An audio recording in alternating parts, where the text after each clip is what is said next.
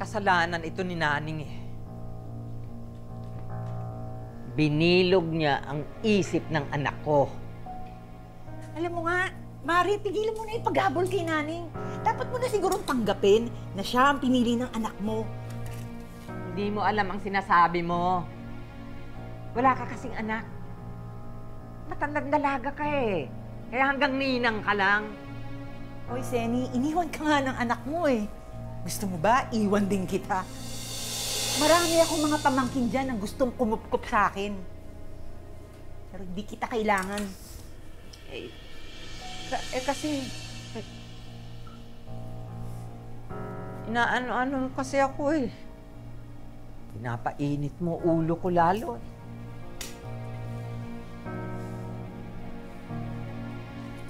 Tulungan mo na lang ako. Sige na, para magkita kami ulit ng anak ko. Eh, paano nga? Galit nga siya sa'yo. Tanong mo dun sa mga marites. Kung saan sila lumipat.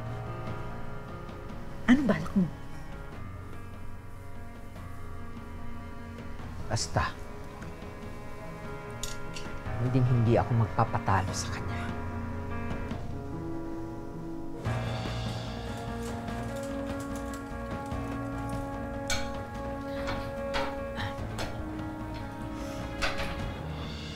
Rod, anak.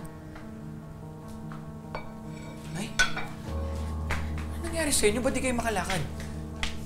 Alam mo, nagkasakit ang nanay mo nung umalis kayo. Nangulila, lalo na sa'yo, Rod.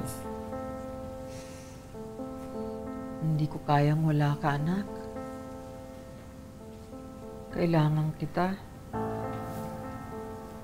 Nay, alam niyo naman kung bakit, di ba? Hindi ko naman gusto na mangyari ito. Nakaraan na yon, anak.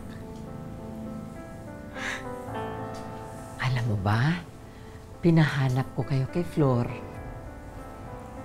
Kasi gusto kong pumunta dito, kausapin kayo.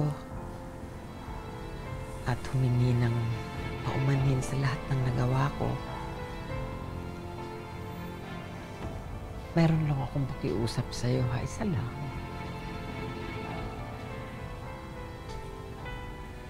Nay, ano na naman? Pwede sana dito na muna ako hanggang sa gumaling ako.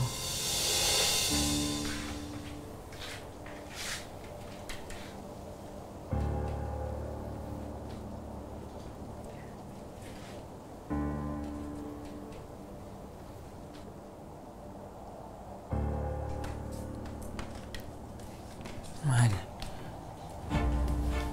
anong gagawin natin? Ayoko sana nandito siya. Pero syempre, nanay mo pa rin naman yan. Ayoko namang may masabi na naman siya sa akin. Basta hindi niya tayo guguluhin at papakialaman. Sige. Dito na lang muna siya pansamantala.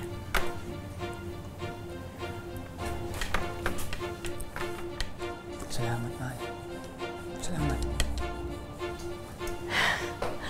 Naku. Salamat, ha. Salamat, Naning.